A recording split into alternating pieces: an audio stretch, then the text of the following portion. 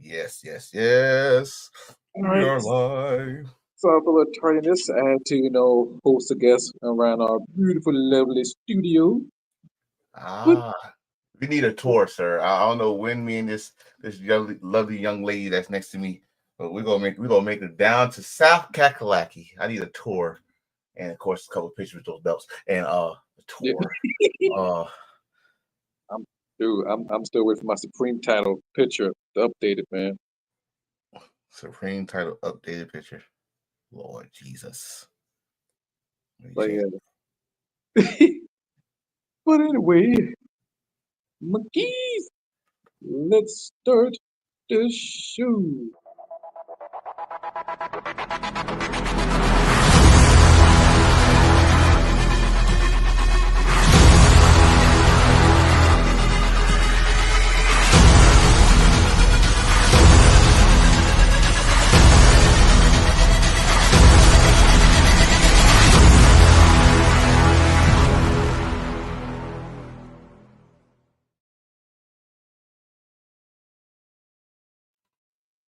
Hello, everybody. It's your one and only Hugh Carmichael, your Iron Kitchen Buffet winner. This man with these damn titles. I swear I'm gonna work on. I got a couple weeks to the end of this year. I am 2025. I am going. I said 2025. Lord have mercy. 2025. I am going to have different titles just so I can join in the fun. But I'm always enforcer, Mr. Attention Getter. What Damn. the fuck? The Over what? hell? Him and me. Lord Jesus. And time never runs out for me. Yeah, whoever didn't like that show, I'm starting to believe is actually a true Dirty E hater. It don't matter what Dirty E does, you just hate the ass. You're like, you're tired of your shit. On that wonderful, glorious note, let's talk about NXT Deadline. In Yes. my, in my humble, bumble opinion, it was a great show. It was more heavily story building on this one. It's kind of like from AEW Full Gear. It was like a story driven. This one, same thing, story driven from top to bottom. If I had to say which match that stand out the most out of them all, I would say all of them. Like all of them was like neck to neck, and everybody did a great job of it. Especially the tag team match. I could have sworn Yep. Exxon and Frazier will lose that tag team title because Frazier was working his ass off, Yep. but it was very realistic, like something you see in WWE 2K. But the man Iron Survivor Series match, that series Iron Survivor match, and I would say this: when the mystery person come up, yeah, we'll see it. I thought it was Brock Lesnar, but Well, hold on. In You fairness, that kind was a good point. you kind of you had the black version yeah, of Uber. Uber, you know, that dude. That dude has impressed me for a whole year. Damn near, I think. Yeah, I gotta say for a whole year. Yep. He Yeah. won the title last year, I think, around this time. Yeah. I think it won the And breakout tournament. breakout tournament, probably one of the most dangerous North American champions there ever was. I ain't say the best, I said the most dangerous. Yep. And for him to be the mystery guy, and again, I think someone said in our group chat, I'm gonna say it here. I don't know what's going to WWE with this who done it situation. Like everybody getting fucking jacked in the back, and then we only know one person, which was the fucking DIY situation, but we don't know who took out Eddie Thorpe. I'm gonna say it right now. It was The Rock. The Rock did it. You touched his daughter. He didn't like it. Yep. Fucked you up. But The final boss. But over Ferry show why he's the most dominant guy in WWE. And yes, we teased this shit earlier this year when Trick won that NXT title, and Oba was the first one to look at him and say, and I got you on site. So we called that a couple months ago. Yep. Also, I'm gonna say as you always know, in these type of matches, like Elimination Chamber or some type of match that got a whole bunch of people, you always have that one standout, that one someone that kept the match exciting. And I'm going to say Javon kept this match exciting. Young OG. Young OG with bouncy all over the fucking place. Him and Wesley will be a perfect one-on-one match because we already know it's coming. But I'm not going to sugarcoat this, bro. Let's talk about the meme. Talk about the meme. Ethan Page looked like exactly the video I showed you. I wish you could have took it. I wish you could have brought it over here. He looked like that, like he was the victim of man booty. And he came up and he said, I came here, Mr. Chris Handsome. That's right, I call you handsome. I came here for man butt. I have my son here dying when I found that audio. Cause that picture, he looked like Jailbird. Like, boy, you dropped the soup at the wrong time, type of shit, right? Oh. What y'all think is next for Ethan Page? Because I think Ethan Page is already main roster ready. Like, dude been in the business for damn near 20 years. He'll even be in NXT. He's a perfect asshole to bull in the main roster. Royal Rumble. That's in February. Yeah, but you know, he probably got one more. What they don't call it takeover no more. Like probably New Year's Eve. Yeah, he probably got one more show in him, and then he get called up. I see it. Yeah, that's a New Year's Eve. I would say put him on Netflix. I mean, Raw. Hey, could be. We got a lot to talk about when it comes to Raw on Netflix. Yeah, but I have to say this though. That for that men's Iron Survivor first and foremost. Like I said, young OG. WWE's really putting a lot of faith in that, brother. And let me tell you, to only be 20, maybe if even that, and the dude constantly delivers. It is like when I saw X-Pac walk up to him, I was like, you know what? And I know everybody keeps playing this damn clip, but it's actually a great mirror because just like when Javon had his match with Randy Orton a couple of weeks back on NXT, that was kind of similar to when Sean had his match with Brett on Raw for the WWE Championship, and you know, like Javon Evans definitely, like if he stays the course, I'm thinking like dude's definitely gonna be like a massive star like in the next few years. I don't know when it's gonna happen, but yeah, like when his moments come, he's already showing that he can handle it. Now it's just a question of when it's going to be the right time for him to really get hot. I'm going to tell you right now, personally, he's there already. As you know, I went to WrestleCade last week, and no one knew he was going to be there. You know, he is from North Carolina. He was on holiday. He came in there, and the fucking place stopped. All the kids, of course, the big kid, got a picture with him.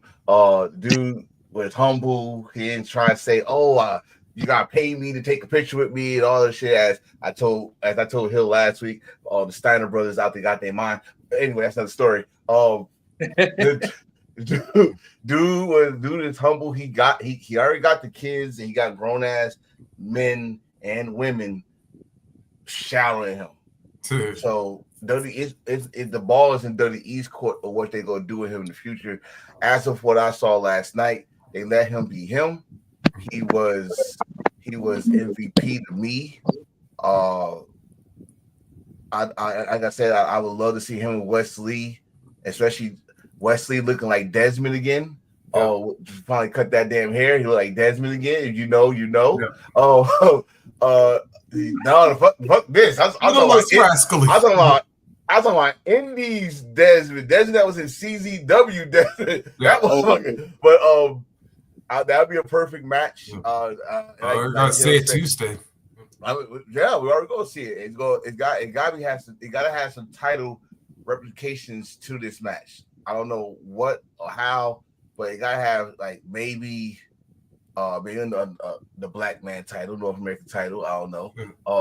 But North American title, I see for Javar. I think he's fit for the North American title, but Wesley he's too big for that title. He's going for the NXT title. I agree with you on that. Wesley should be going for NXT title, but no one's going to sit here and tell me unless WWE does this bullshit that Trick could beat Overfed. You're not. You're not. I don't. Unless you change his move set, which it kind of a little bit improved. We're gonna talk about that a little bit improved. And I was so happy. I probably was the most happiest person that watched Deadline. That fucking Ridge Holland lost. So I know how I feel about him. Fuck Ridge Holland. Fuck right him. next to Big E, he was fab. Fuck Ridge. Fuck him. And I was happy. I don't know why they like, since he hurting people, let's use that as entertainment. No. This man cost someone's career. Fuck him. And I'm glad that Trick won. But Trick guy changed that fucking finisher. I'm so sick of that fucking ugly ass. That's the ugliest V-trigger knee I've ever in my life. No, stop, bro. Stop. But we gonna talk about that later. But this I think it was a great decision to start this off with that match. And especially I gotta say this, like Ethan Page coming in, yo, Wes may be your MVP, or excuse me, Javon may be your MVP, but for me, it was Ethan because this dude had me cracking up the entire matchup, especially when he had to go to the box with Oba, even though he ain't want to, but because he knew damn well what was going to happen. Yeah, he didn't want to go in the box to begin. Remember, Ethan is Canadian. Yeah. And you know the greatest sport in Canadian or Canada's history is hockey. And they don't penalty box. They hate the penalty box. So that's a sit-in, baby. Yeah. You tell a Canadian to go to the penalty box. It's an insult. Yeah. Downright disrespectful. But he got pinned. Like what, in 20 seconds? Not even 10 seconds into the match. Or 10 seconds to when he got in. Yeah, to when he got in. So I mean I still say it's the best decision that they started off with that, which means everything else had to either be even or it had to pick up. Now we'll get to. I think the next match was the ladies. The next match was the ladies. Okay. Yes. Well, are we done with this one? Because I think that's probably that match is probably the lowest match of the card, and it still was good. Yeah. But out of all the matches, that's probably if I was the guy to put in order, that would be my low match. You know, it still was good. Don't get me wrong, it was good. The ladies did their thing. Oh no, I agree with that because you want to know why? Because when you have a relatively stacked card, you want your opening match to be, well, not necessarily. I won't say it's the worst match because it was a bad match, but it was like, you want that to be a great match, and then you want everything to follow to be just a little bit higher. Yeah, I feel like the women match, it was pretty good. Like I said, no, there was no bad match. But I feel like the women match was kind of like it was slowed down. It was like it wasn't dumbed down. It was like slowed down. But I appreciate how the match paced. I know we're jumping around, but it's a little tad. But I love that y'all go for a submission after submission type of style, like catch for catch type of style, in which you rarely see that in a type of multi-match. But I see what they're trying to do with it. Did it execute it? I was saying keep it tabbing. Wait, we're talking about the ladies Iron Survivor? Yeah. Okay. I thought that's where you were going with that one because, and I do have to say this though, that you brought it up, that it's nice to see like this submission coming in a lot more prominent in the women's division because let me tell you, it's like when you have a submission move that you can apply, is like now that gives you like a couple extra weapons because we all know like women like Julia Stephanie, even though who by the way are still fairly young in this business, even though they've been they've been in the game for like a hot minute or two, and actually come to think of it, so it's Maddie because let's not forget like all of her time in NWA and whatnot, but yeah, just to show that the versatility that these women can do. They can fly. They can go technical. They can strike. They can also do submission. Is like this women's Iron Survivor. Like, man, you want to talk about dramatic matches. Like this one definitely had a share because, like, especially at the end, even though like Ren was going into the box a lot. Yeah, getting that late pinfall to put Soul in there, and then I would have been real interested. I was about to say I was going to be real interested to see what would happen if that would have went to a 5-way tie.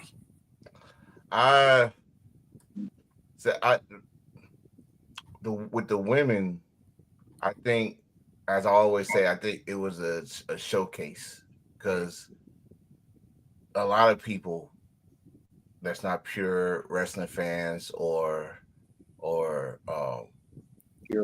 just watch shit outside WWE. Yeah, didn't know how good what's her name? Zarya. Yeah, they didn't really know how good she was. Yeah. They probably just said, "Oh, cool look, definitely a look for WWE," but how good is she? Stephanie. I mean, come on, you had to be sleeping under a rock. You know how good Stephanie is, and Julia. But as Derek just said, if I got another person on MVP, yeah. So Ruka was my MVP of the ladies. This girl is now. Why I'm gonna get some heat for saying this shit, but fuck it. I think we kind of said this shit when she went for the North American title. She's in that female era and moveset, not moveset of Will Ospreay Ricochet. Like she do shit that you don't see a lot of women unless they in the luchador era do. Especially shit that double soul snatcher. Yeah. Double soul snatcher. She did the fucking she did the moonsault. Yep. Outside the ring like a Will Ospreay used to do as a junior. They put her in positions where she's gonna be showcased more. I see some gold in the future, probably the women's NXT North American title, but she was my MVP. But then you had to break it down to they did some teasing here. Mm-hmm. They did the Jillian Stephanie stare down, as they always do. But you got the two favorites that they're like, oh, I can't wait to see this on the one. They got you to stare down. Then they put that poor lovely lady through the table. I was like, God damn, I woke my wife. Like, God damn. I saw like Dirk when he saw that big breasted chick come. I was like, God. You know what though? I was taking one up. I'm like, yeah, you have three of the best international talents, and they gave it to Julia, Stephanie, and Zarya. I was like, hell, I wouldn't mind if they did a triple threat, like somewhere down the line, because, like you brought up, that Zarya, like I gotta admit, like I didn't know much about her until, like, just reading up on her and like finding a couple videos about her and stuff. It was like, ooh, she may be a steal here, and I would tell you what, and then pair her up, like I said, with the three of them, you can make a good series of matches for the next couple of years in NXT and really like put, like, it don't even gotta be titles necessarily on the line, but just have them three as a showcase. And it was like, yeah, you want to put a women's wrestling that will be shit, I can't even think of like a good analogy.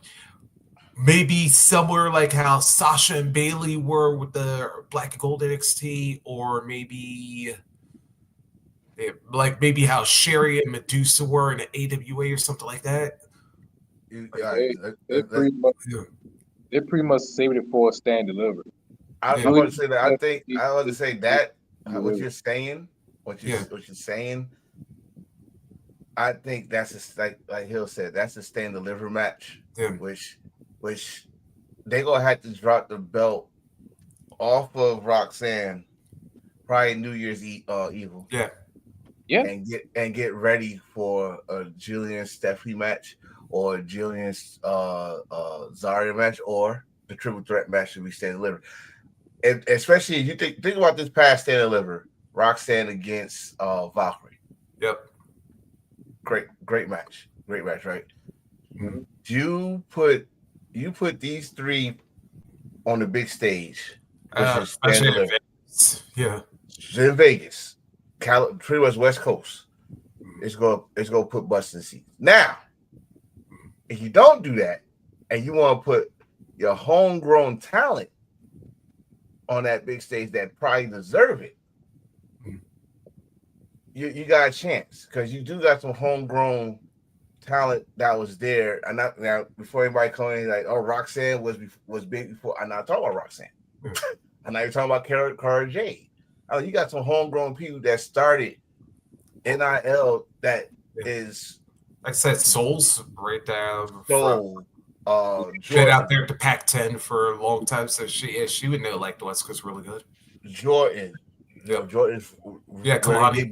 They Big 10 now, but they was Pac-12, Pac-10 back then, Oregon. Lola Vice. Yeah. Lola Vice. You got Miss Parker. You got these girls that's actually doing homegrown. If you want to go there, so you got options. You got options in the NXT Women's Division, and they showcase their butt off. Oh, you said butt. Nikki Lyons. If she stay healthy. Healthy. Yeah. But speaking of butts, and since you brought up Lola Vice, hey, she said it just like Trisha at the 2002 Royal Rumble. She can shake her ass, but she also knows how to kick some too. And let me tell you, her and Jada that is fast becoming one of my favorite women's rivalries of all time because, these two, they is. Yeah, because I'm gonna tell you what, when these two lay into each other, they are bringing it and not holding back. And in this underground, no exception because Jada, especially like when she was working over Lola's hand after Lola missed that back fist on the ring post, I was like, if she was doing anything and everything to her in that match. And I douched that girl's intro when she did a promo, I think on her Instagram or whatever social media feed, and she already had her cornrows. I was like, oh, she's in trouble. This girl put her cornrows on. You know, when Lola put the cornrows, someone getting knocked the fuck out. But for Lola, not Lola, for Miss Parker, I don't call her. I don't call by her first name. I hear you, Pastor Cleaver. No. I'm nasty. Miss Parker. You got to read the suit and the Bible in your hand. Anyway, but she is getting better and better and better. And my son was laughing because I told him her finish move name, Hypnotic. My wife said that was a drink. I like, still a good drink. I never, but she did good, and her promos. The one thing I gotta say, and I think they need to work on her promos a little bit because she's getting too real. All right, you got over. I got something for you for that one. Wait. She got away with it. Nah, that's not flag. That's not flag. You on CW11. You're not on Netflix. You can't say No, nigga. this You is- heard me. She is a real nigga. I She is a understand real that, but nigga. you on a real nigga should be waiting for Netflix or cable. When y'all was on cable, you didn't say none of this shit. You gonna wait you on TV where the children can watch. Chilling. Man, fuck them kids. Jada is a realest nigga in NXT. She deserves a nigga, a North American women title. No, you was right the first time. Nigga, American title. That's right. God damn it. And listen, I agree with you. I do agree with you. But hey, you say that stuff for pay-per-view. Yeah. But I like that. I only talk about the nigga part. I'm talking about when she said, let's run this shit back. I love that. I love that. And I don't know if they caught it live or they didn't. I got the unedited version, so I'm good. But when she said run that shit back, I heard every chick from every hood named Keisha, Shamisha, Tanya, all of them, Pamela, Moniqua, all those ghetto women. I'm being nice. As you know, that instead of calling you, they're open their window and call your name instead of call you because they see that those chicks. I was like, God damn, she said, and then she said,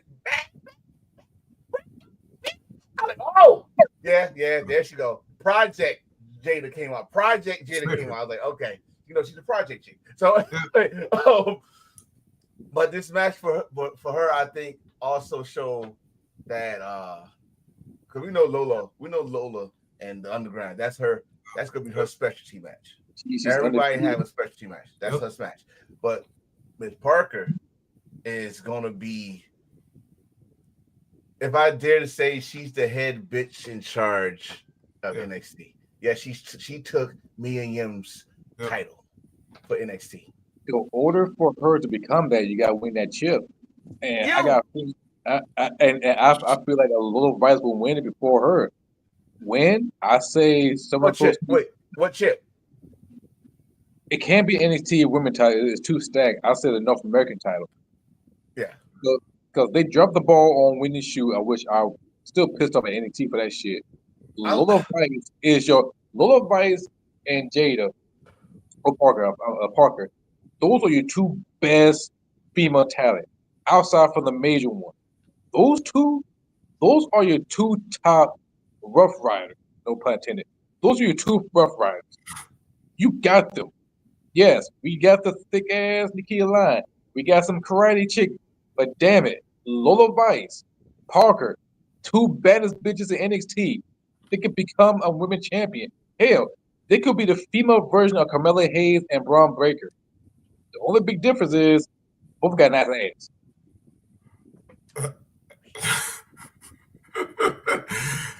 I'll let you take that one, bro.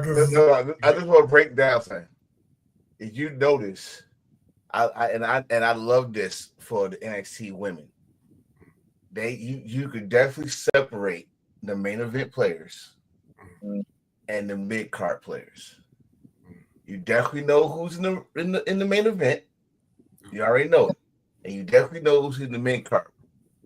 It's like cutting a nice sandwich in half. You already know where the good part of the sandwich you're gonna eat now, and then the second half you're gonna eat later. So I will put Jada and Lola because, as you know, and I said it on here many times, what hurt Lola to stay in that main event spot was that fucking promo. We're gonna keep you here. Now, this is where I gotta kind of disagree with Hill with that chip thing. Reason why I say one don't need the chip as much to be a badass, which is probably Lola, but a chip won't hurt her. Some people, as we know in history, especially in WWE, that haven't won a chip, but we remember them for their legacy, great matches, stories, all that stuff. Their mid card is so stacked. And I'm just talking about the ladies. We just named some good contenders for that North American title. We named the Parkers, the Lolas. Jordan can get the belt back. Fallon, who got the belt. What's her partner now? JC. Gigi's back. God damn, he dropped the phone. Tatum. Paisley or whatever her name, Paisley. Yeah. A Wendy and a Nikki. That belt, that mid card is stacked. Just like the main event is stacked. But I guarantee you something. Probably buy, stand, deliver. One person that's in that main event is gonna move down to the main card under the mid card. I'm thinking what's her name? Zarya? Yeah. I'm thinking her because that's the first person following her group trying to think they're gonna intimidate. I'm thinking that. I mean, I could be wrong. I might be wrong. I hope I'm wrong. But there's that. Huh? Zarya, she just got here. Right, but this WWE, bro. This WWE. You could just get here and get a chip like that. If that be the case, then Wendy Choo. Wendy Choo. Let me tell you, Wendy Choo is that talent where you give her something, she gonna make it work. That's it. That's the whole point of it. No, but hey, watch this. You gave Cody Rhodes everything. He made it work. While he wasn't WWE champion, he had to leave and make a company and couldn't get over it, come back. He had a chance. When he was in the Money in the Bank, World Heavyweight Championship, that was your moment for Cody. Wait, whoa, hold on. No. We're talking about what year was that? 2013? No, he didn't. And that's why anybody that was going to get that briefcase was not going to cash in and win it. Anybody that was in that match. Damien Sandow. And what happened with Damien Sandow? They fucked it up until he partnered with The Miz. Yeah, he was not over with that genius and holding his microphone like it's like he Xavier Woods. No, that didn't work. You know what? You're welcome. Was a stupid character where he was a stunt dummy for the most annoying character at that time, The Miz, and he got over. Yep. And if he would have won the Money in the Bank around that time, it would have been something special. Nobody in that Money in the Bank at that time was not going to win a World Heavyweight title or the WWE title. It was not happening. So that was a waste of time. It was just especially with Randy holding one of them and Cena holding the other. Yeah, Super Cena. Come on. Wait, fairness. Wait, you said Reno was a World Heavyweight Champion? No, he was WWE. Remember he cashed in on Bryan? Okay. And Cena won the World Heavyweight title from Alberto? Yeah. Cody. He was not. Nobody was going to win that Money in the Bank. Nobody was going to cash in and win that. Big Show was not going to do it. Where else they had?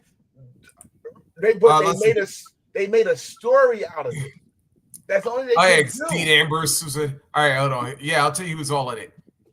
Dean Ambrose, who was Fandango, Jack Swagger, Wade Barrett, Cody, Sandow, and Cesaro. None of them was going to win. They didn't believe in Cesaro. Not yet. And Vince McMahon publicly said he don't got it. I don't know what it is. He just don't got. Get the fuck up. And the Ambrose after that this is before. Yeah, this is still Shield time. Yeah, he was still Shield. So and he was still United States champion, if I'm not mistaken, right? Yeah. The only thing you could do is the best thing you do at that time was to make a story out of it with the two tag team partners, which was Sandow and Cody. That made Cody a face, which you got later down the road after this situation. Him and Goldust and his father, God rest his soul. We had a beautiful moment. They beat the Shield. They beat the Shield for tag team titles, and all's well that ends well. Yeah, we got Stardust. Actually, you know what? We got Stardust. Nobody in that in that Money in the Bank was going to succeed to be WWE champion. And let's keep this 100. The last time they did some shit when it came to Money in the Bank, which this could be a whole different show, when they wasted it, was Jack Swagger. Yeah. That was the boo-boo of all boo-boos of a cash-in champion. This dude lost every show, every match, except for 2 pay-per-views, and then they found a way to get the belt off him. That's right. I gotta say with that one, this is one time where this was one of many examples of Vince not using his brain. And sometimes it's like Vince needs to learn to say, if it ain't broke, don't try to fix it. Because when he was the All-American, he literally, no pun intended, he had the swagger. But then once you made him a serious dude, you saw it, bro. You saw it when he cashed in. After he won, that was the most shitty ass celebration. He got so serious. Yep. I'm like, what the fuck? I was about to say, Lane Storm showed more personality than Jack Swagger. So this is my thing. This is my thing with that's why I made a comparison with Wendy Choo and Cody. I can't say Chad Gable because that Shorty G was not gonna make it. But when they gave Cody the dashing, he made it work. When they gave him the face match, he made it work. And especially with them paper bags. Paper bags, which I need one right now. He made it work. It's just with Wendy Choo. Wendy Choo was that mystery women. I forgot. No. We know that already. But we talking about back then. We know that already. Oh, but with Wendy Choo was that mystery chick. I like that, especially someone that is into karate pictures. Loved that. Loved it. Then she came out and said, "You know what? Let's make you a slumber party chick." She made it work. It got over. Blah blah. She the demon sleeping child thing, and then you had Rosemary and all that shit. He made it work. I think it's some things that don't need a title.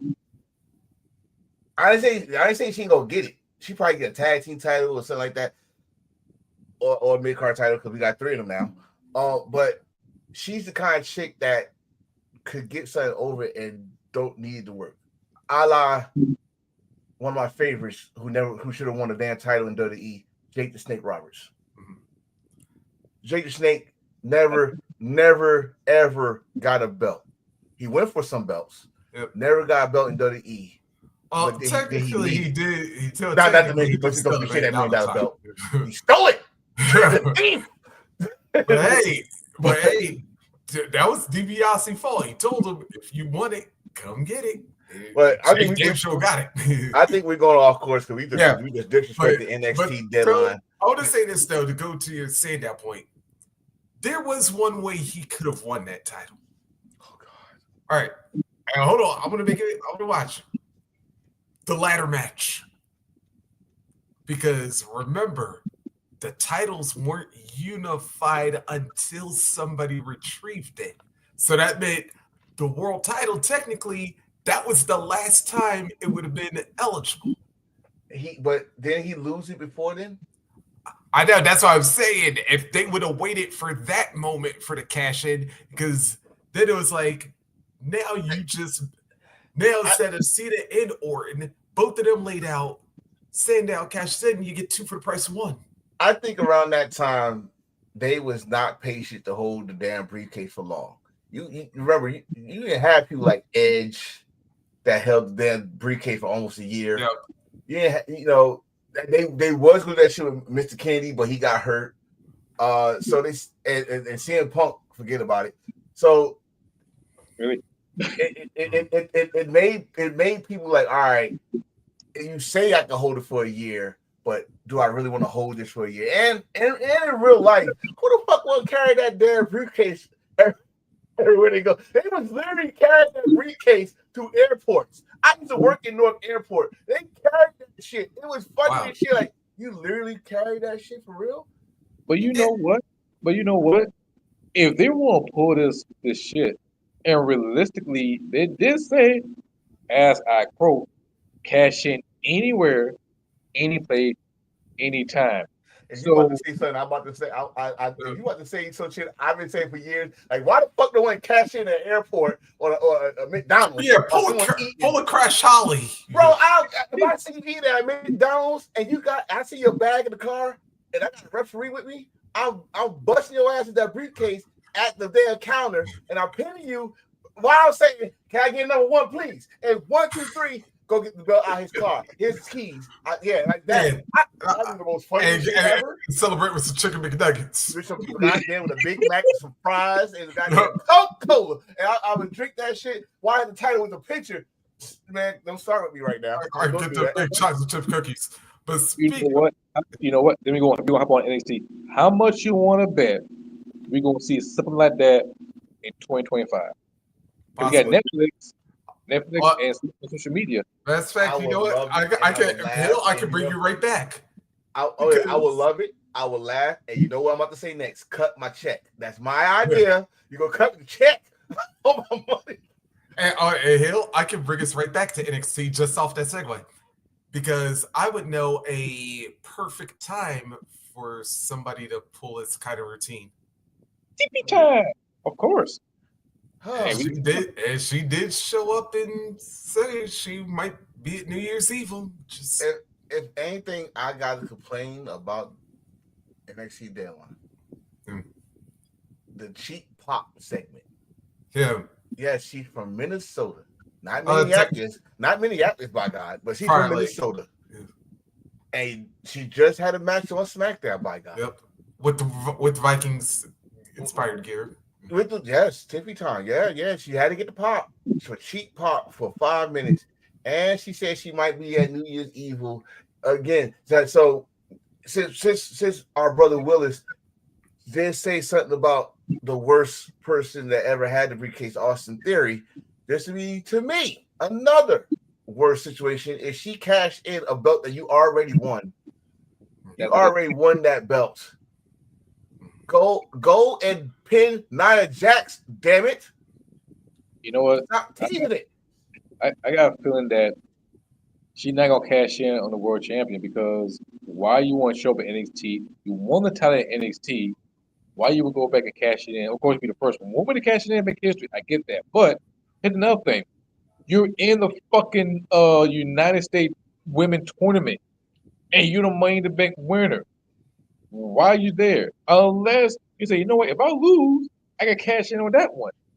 But you're the Money in the Bank winner. And let's not forget, she almost cashed in Survivor in the War Game. Oh. It will be a good idea on paper, but let's be realistic. It will turn to an 8-way match. And she will be the first woman to cash in a War Game, to lose in a War Game without being pinned in a War Game. Derek, don't joke like that. I would love to see them flipping all over the fucking place. Yeah. We don't need Charlotte right now. I love you, Charlotte. I do, but right now there's other females cooking right now, and once we got everybody in the right pot, maybe we might bring some Charlotte spices in it. But right now, we don't need Charlotte right now. Yeah, we don't. Hell, to go to your point though, you know what? Tiffany made her mistake. I would have waited till after Raquel was handcuffed and then and then after Rhea got the pin and all of them was celebrating, then I would have cashed it because like Nia was out, Liv was by herself. Like I said, Raquel was handcuffed, and yeah. But this is why I said last week, and it could not be an 8-person even she cashed it in because it's only the two champions and her. So they couldn't do it. But if she would have cashed it in while the referee was there, she would have pinned one when she had the opportunity to. That's it. She would have champion at that time. And then they had to fuck her up after the match. Like, who the fuck told you to cash in? Oh, we blah, blah, blah.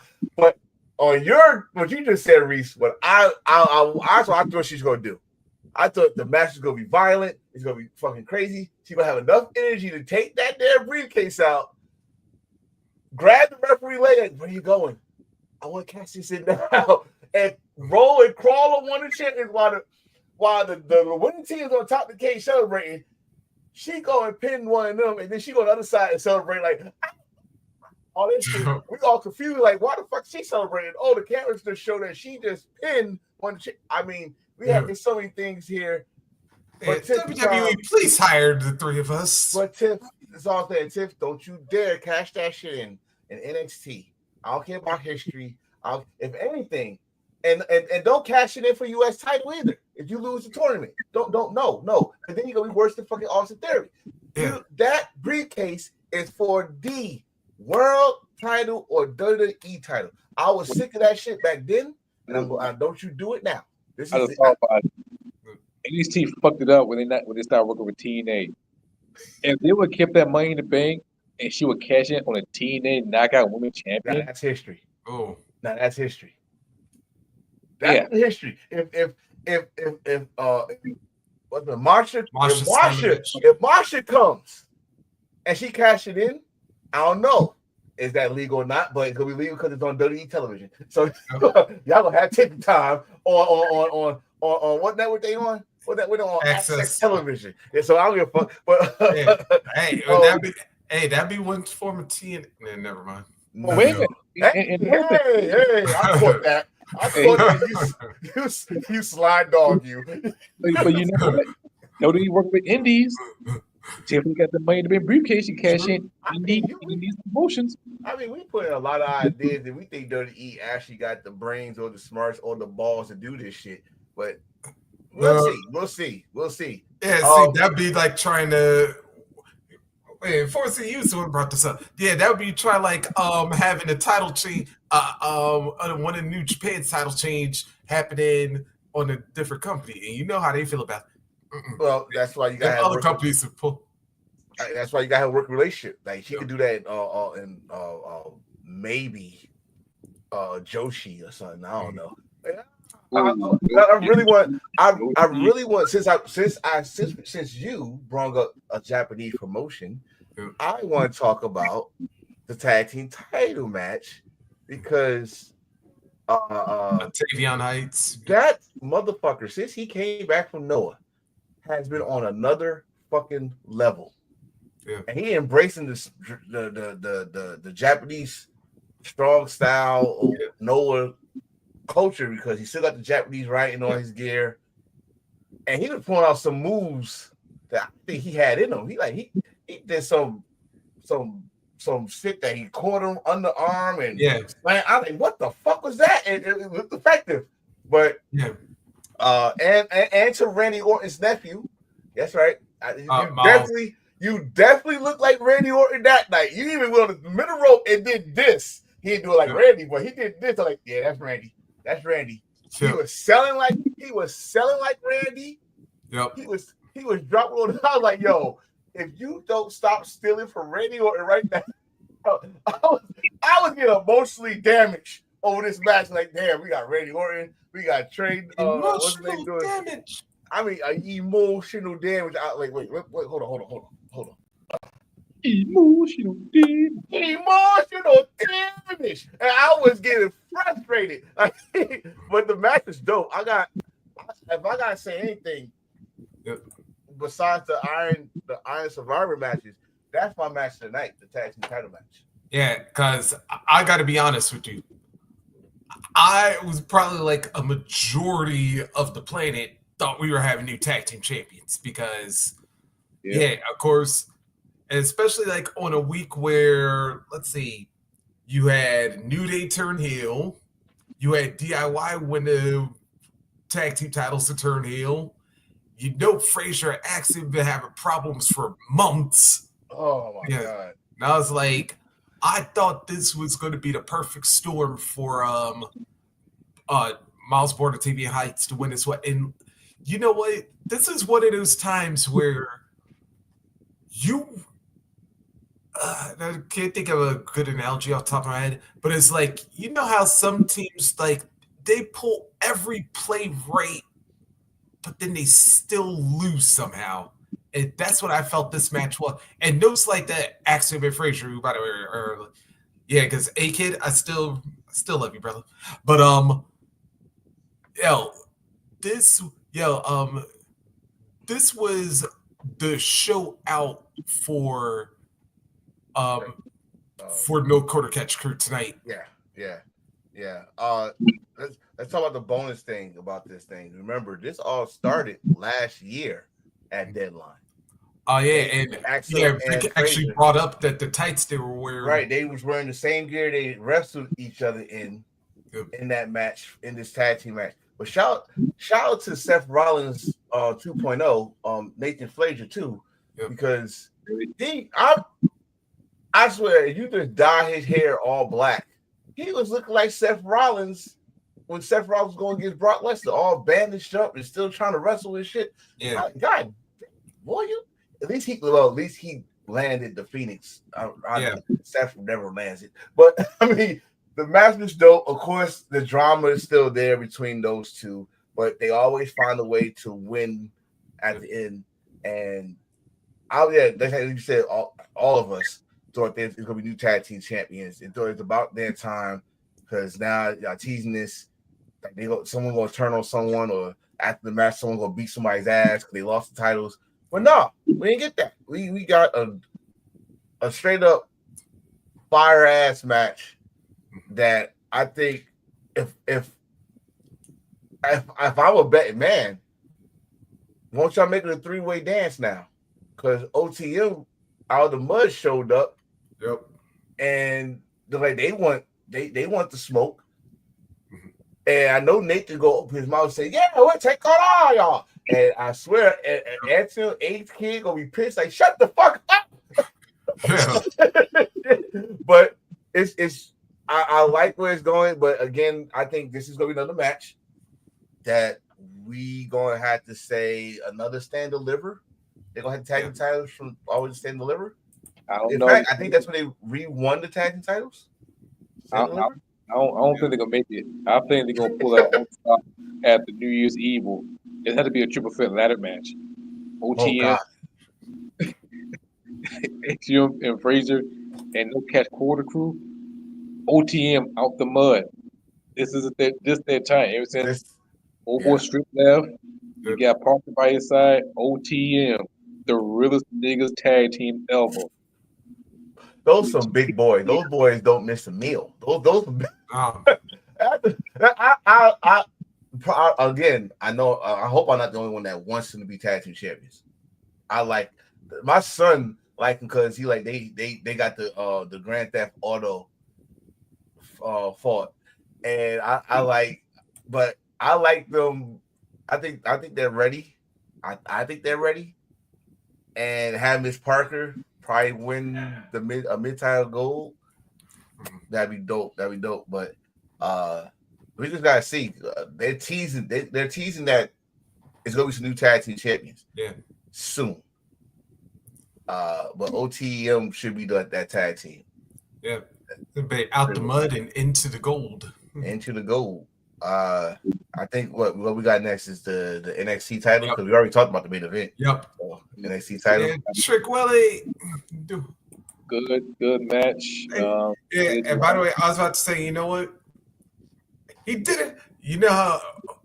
Well, I'm going to pull a Rikishi with this one. Trick. He did it for Big E. No. Like that shit. But anyway, no. You might as well stop that because he in trouble. He know you won this match, but you in trouble. You got Wakanda Forever to come at you. Wakanda Forever. He is the Black Jiren from Dragon Ball Z. Oh yeah. I was laughing my ass off when you said that shit. I think I spit myself. He's the guy this mother. You know Dragon Ball Z. I started laughing my ass off. Yes. That motherfucker is just dominator. I mean, honestly, I think. Yeah. I think. Therefore, I'm gonna say this. I think if Trick lose that belt, he's going to the main roster. Yeah. Oh no, it ain't gonna be a if. This more gonna be a win. Think about this for a minute. Raw is gonna go NXT. I mean, on Netflix. People want to call it NXT. Netflix. They're already talking about motherfuckers that's on SmackDown that they want officially on Raw. They're gonna need some stallions and some ladies there to take spots. The key line. Hell, no. The key line's on freaking Netflix. He won't have no clothes on. But No, that's why he'll wonder on Netflix.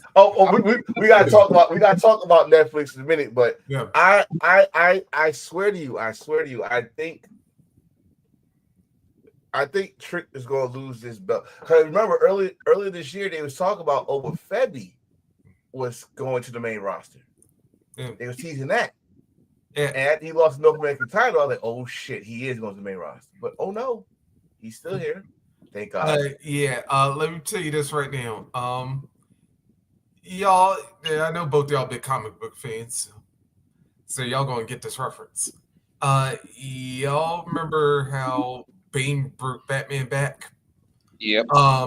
Yeah, we about to get the real life version of that in a couple of weeks at New Year's Eve because Trick, even though you my homeboy, yeah, the ruler Obafemi, yeah, he gonna break that back and break that back. He gonna whoop that Trick. That's what he gonna Yeah. do. He gonna whoop that Trick. You Literally. saying you gonna break that back?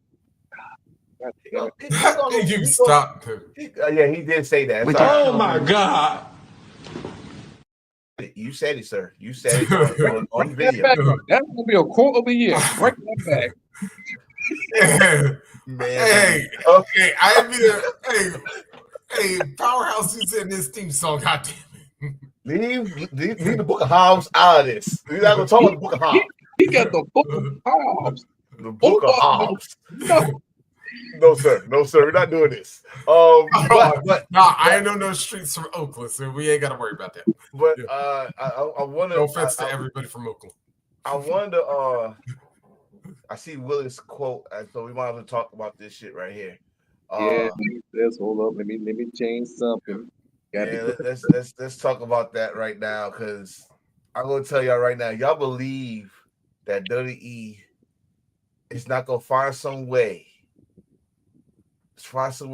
where they are rated TV 14. They're not PG. If y'all ever look at the damn shows, it don't say PG on there. They haven't been PG for a couple months now, but nobody don't pay attention. They're not PG. They act like they PG, but they're not PG. And you can see that they are sneaking in some edgy material. They're trying to anyway. If you don't think they're not gonna take advantage of this shit on Netflix, now is it gonna be added to Era Level? No, because they got too many sponsors to do that. Like you said, they're gonna lose their toy deal. They're not worried about no goddamn toy deal. They had toys in the Attitude Era. Hold up. Toy deal? Yeah, he said toy deal. Let me put this out. They're not worried about no toy deal. Nope. Hey, look, damn it. He got a binger in his hand. They're not worried about no damn toy deal. You really think they're gonna lose a toy? This toy deal? used to be a Chippendale, and you gonna lose a toy deal? Let me break something down to you also. Yeah. The toy deal, I think they did a little fucking history on this. Most adults are buying these fucking action figures. Most adults. Most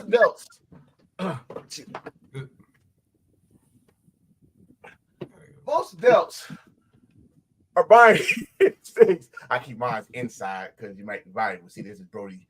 Yeah. Oh, goddamn it. I got that shit out of the box. I got my desk. I'm not saying I got a whole stack of these shits because but I'm just saying there's more adults that's buying all these action figures and all this stuff than for their kids. And they probably bought an extra for their kids and say, hey, that's yours, it's mine, mine stays in here, you play with yours. Oh, no diddy. But I don't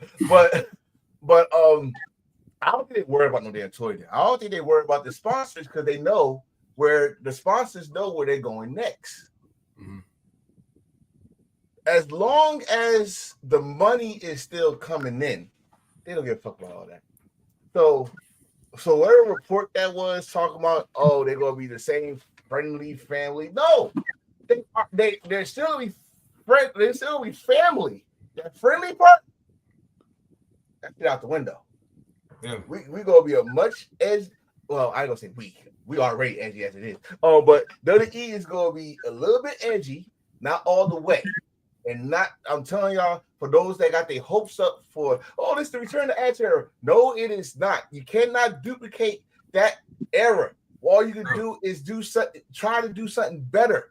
I am quoting a Rough Rider legend, by the way, that said it to me. But all you can do is try to do something better. You cannot try to bring back something in the past because you're already, it's a company out there that's doing that same shit right now. They doing every shit the same way. They have y'all talking the same way. They called Attitude Era Wrestling. I'm sorry, All Elite Wrestling. So stop it. WWE right now is they don't even know what the fuck they're gonna do. January 6th, they in a big ass dome or stadium in Los Angeles where the soccer team play. The Clippers. Yeah. Oh, the Clippers play. They don't even know what the fuck they're gonna do. They just found out that boy Travis Scott, where the fuck his little ass is going. He's doing a new song. Damn, you're just disrespectful. It's Travis Scott. He may or may not bring that WWE Hardcore title. Fuck. I don't give a fuck if it was Scott. I don't give a fuck who he is. I don't give a fuck. Hell, you should have brought Kendrick Lamar. He's on fire right now. I don't give a fuck. They don't know what the fuck they're gonna do. They don't know what the fuck they're gonna do yet. All they do know shows up on Raw. You know goddamn well that shit going through the roof. Well, I don't know how the ratings go for Netflix, but like I said, this ain't no ratings. Tony Khan, he did say it'd be that family friendly, but you're on Netflix, and that means we can do what the fuck we want to do. Wait, Tony Khan said this? Not Tony Khan, Nick Khan. Fuck Nick Khan. Nick Khan don't know what the fuck. All he do is count. All he say anything. This is to say anything to the reporters. All he doing is this: 1 million, 2 million, 3 million. Who the fuck put this damn dollar in my? Yeah, 4 million. That's all he doing. He don't give a fuck what's happening as long as you bring the money. And this right here, this is what happens. 5 million, 6 million. This is what he does. He says shit. Those hundreds. Oh wait, I got he say shit for us and other podcasters and dirt sheets to talk about. Why? Because we keeping WWE in the conversation. Yep. He say anything until you see it. I don't believe shit Nick Khan say. I don't believe what a Khan say. I don't believe what a con man say until they do it. Yeah. Tony Khan, that goes for you and you're the most black, all that shit you said. Yeah, you know what I'm saying? I even say that's when it comes to like WWE and Netflix. What they're going to try and do is be like how it was during the Rock and Wrestling era, but now with a lot more sensitivity in the world. Because, yeah. Because you know, like half of the shit that they did in the 80s, we can't get away with now. Shit, fuck the 80s. Most of the shit. Yeah, I'm saying fuck the 80s. The 80s, the shit they did in the 80s, you could get away with it now. It's the shit we did in the 90s. They can't get away with. You can't get away. That cancels everything. We won't. Listen. Dirty E, if you're watching this, within the first 3 weeks, test this out and see where it goes. Give us two what was it?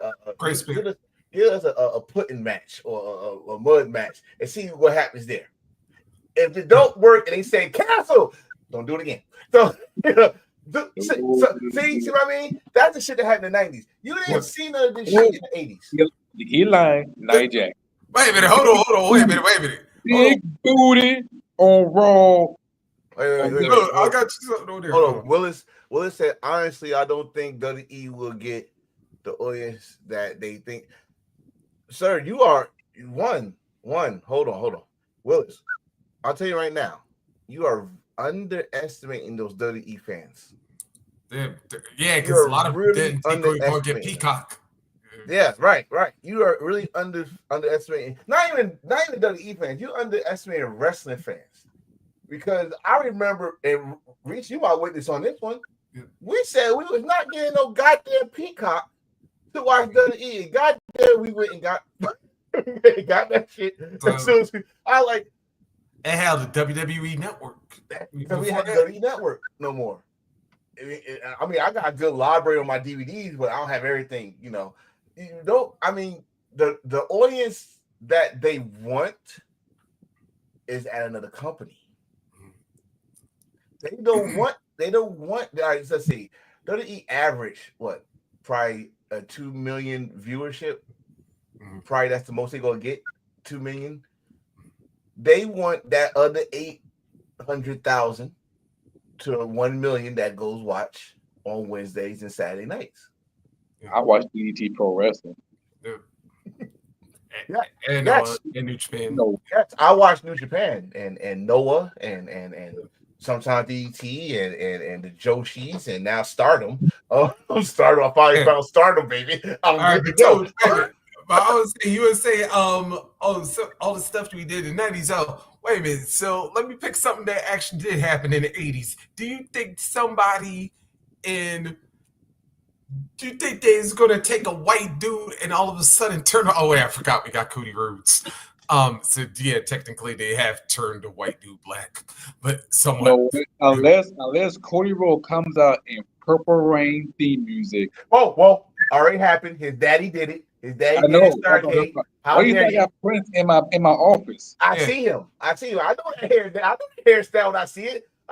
Purple rain when I see Or it. how about this? Do you think they're gonna have somebody reenact Jive Soul Bro? And like with eating a bucket of chicken up in the damn videos? Are you saying the WWE won't try that shit? Did you just say that? Then they turn a Mexican to a white dude? Curry White. You're not right. You don't think you got Netflix. When the Netflix deal happened, they're gonna see where they could go. Yeah. I'm gonna say within the first quarter, which if y'all know y'all business, the first quarter is always the first 3 months. Yep. They're gonna see where they could go. After the first quarter, what worked in the first quarter, they go expand the second quarter. And then they're going to try to push something else in that quarter. If that works, they're going to add on what worked in the first and second quarter and put it on the third quarter. And then either they're going to bring something back and think motherfuckers forgot what happened in the first quarter or bring some other shit. And they're going to keep doing that until everything works out. And when all 4 quarters is done within the year, that's how they're going to be. That's how I feel about WWE. That's how they're going to do it. Because they're not. You do realize the first quarter you're talking about is the road to WrestleMania. It's January all the way down to. That's what I'm saying. But this Netflix deal is all about the first quarter. The first quarter, the second quarter starts the night after WrestleMania. Yep. The second quarter starts the night after WrestleMania. That has been very shitty in the past. How many years? I would say 2 years so far. 2 years. 2 years. No surprises. We had some people come from NXT, but we had no returns, no nostalgia, no nothing. And you waste that great crowd. No, not even that. Not even that. You had this. Can you hear that clap? No, you can't, because I couldn't hear no pop either. So I'm that's how I'm thinking. Because now, especially if Netflix told them they want Roman Reigns there, and what we saw on SmackDown this past week, all of a sudden they talking about a transfer portal in the WWE, like they're fucking damn WWE University and shit. Get the fuck out of here with this. All right, transfer portal. University of Raw. University of Raw and SmackDown WWE and SmackDown State. What's going on? And you see Gunther and Mello, American made there and shit. Yep. So who we gonna see on Raw this week? Carmelo or Cody Rhodes gonna be there? All this shit. So we gonna swap belts and all this shit. I'm gonna tell you how this will work if that happens. Cody gotta lose the belt, right? Ooh. Cody got to lose the belt this Saturday. I hope he do, because Kevin deserves it. Kevin runs to Raw. You're like, I don't like how I'm being treated over there.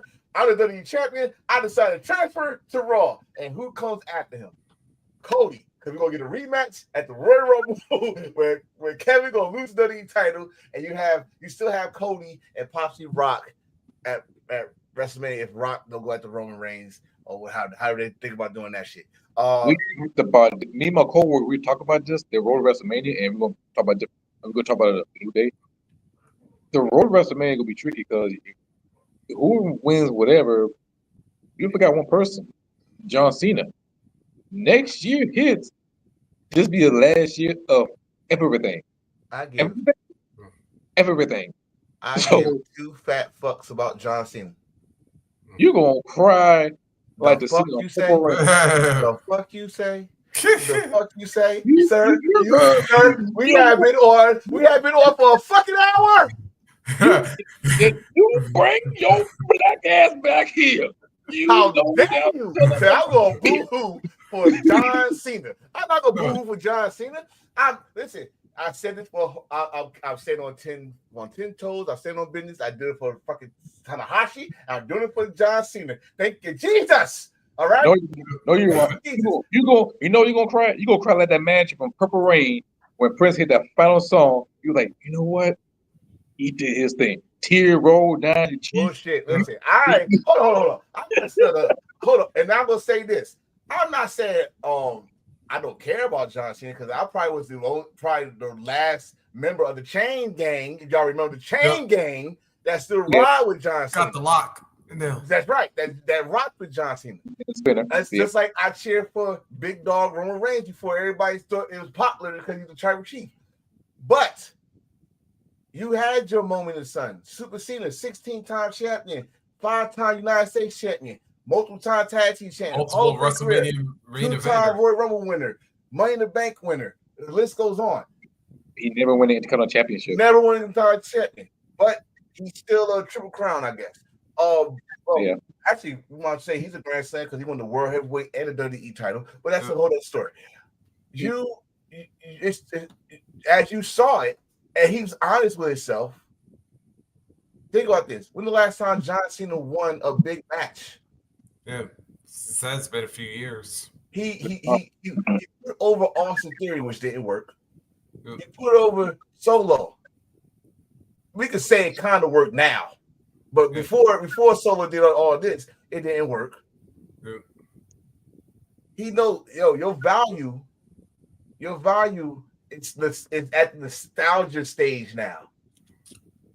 Because you was on full time, they would still be booing you right now. You at the nostalgia age where, oh my God, he's here. So they gonna give you this shit like they gonna give you this shit like Kareem Abdul-Jabbar. They had the rocket chair at every fucking away game and celebrate. This will be the last time you play here. We remember you that Scott Hook here and all that shit. And he deserved it. He deserved it because you was pretty much number one at some of the worst times in WWE. Granted. But I don't give a shit about John Cena. I'm like, listen, I'm happy for him, all this shit, but I'm worried about the now. What's going to keep WWE floating? Because there's companies, and I ain't talking about AEW. There's other companies that's way better than WWE, and y'all need to watch out for them. Y'all worry about a multi-million-dollar company. You need to worry about these other companies that can sneak right under you and have a better show and have us talk about their little show and talk about your big show over here. So no. I respect John Cena. I respect his career, but I'm not worried about John Cena. Tell me what his last match. Because we got to figure out. Yeah, tell me his last match. Who his last opponent? Which I honestly say it should be Randy Orton. But then we got to worry about Randy Orton because this motherfucker, he's turned to a part-timer too. But that's another story. Hell, it could be a young stud. It could be Braun Breaker. It could be someone else that can actually take his ass out. I don't know. Gunther, I would love to see him go against Gunther. Yep. I would love to see that. If he still got it in him, I would love to see him and Gunther. If he do that, he will go for that breaking new world record on a new day. Speaking of new day, I love the segue. Man, let me tell you about New Day. You know one scene from the Looney Tunes that Bugs Bunny and Daffy Duck put out a sheet? It's rabbit season. Duck season. Yep. It's rabbit season. Elmer season. I was just watching It's that. Big E season. Yep. The way they did this shit, I say on a group chat, I say, is WWE just hired the AEW writer? Because the way it rolled, it was like, what the fuck?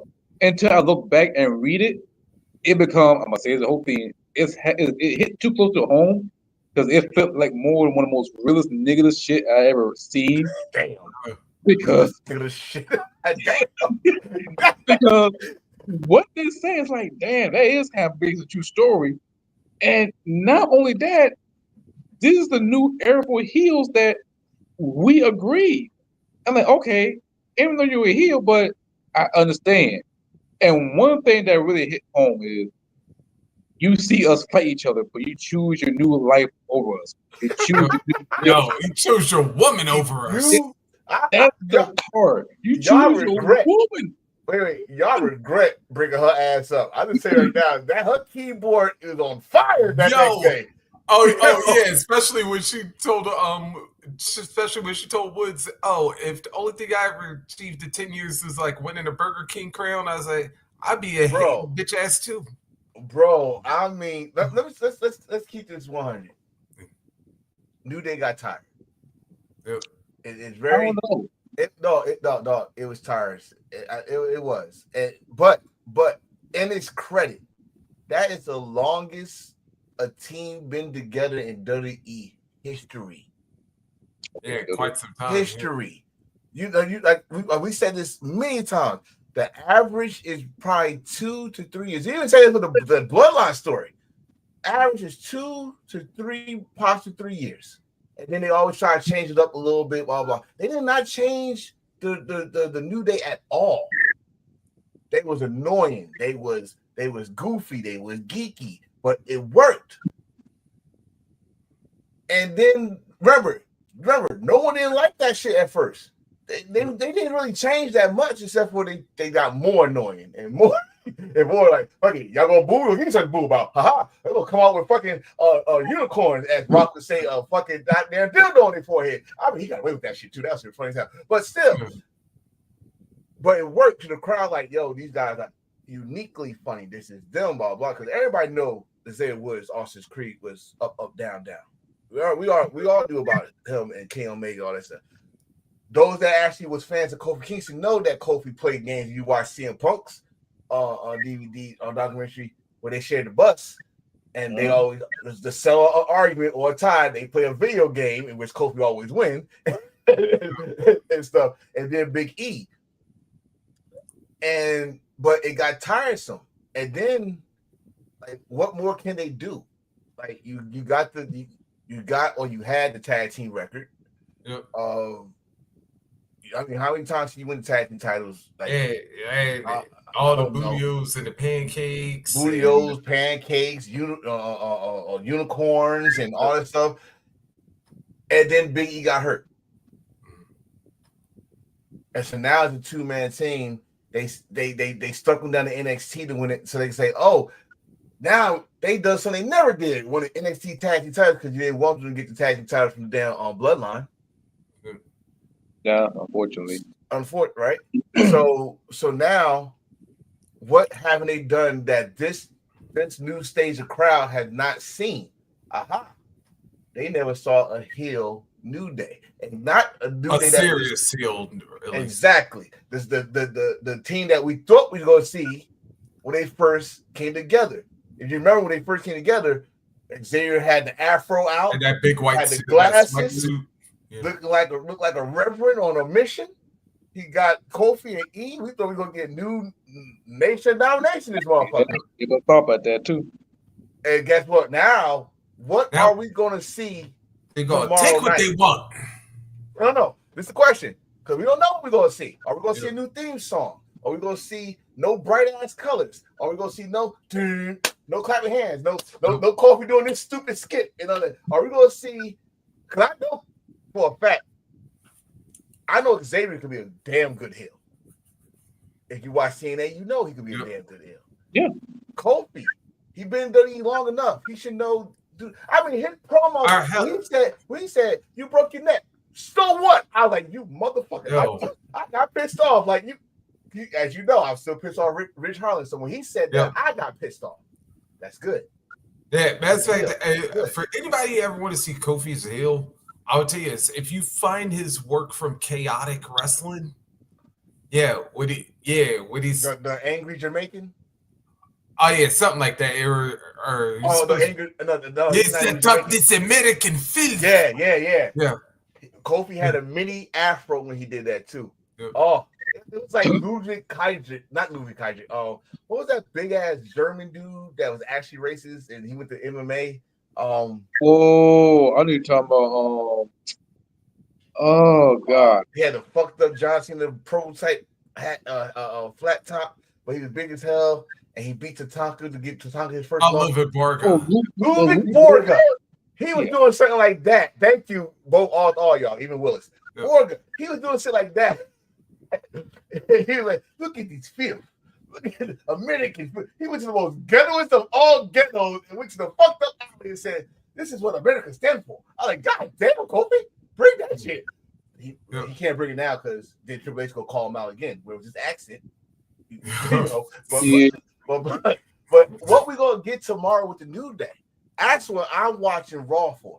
I'm not watching Raw for Gunther and see who gonna face him next. I'm not watching Finn Balor face next, but I'm not watching the drama that's going about that's teasing in Judgment Day. No, I want to see what the New Day gonna do. I want to see what we gonna get from the New Day. Yeah, or if that's even gonna be their name. Right. What's gonna be? Because they said this is the end of the New Day. So I wish the New Day would turn after that. I mean, they kind of teased that, and you know how I feel about that.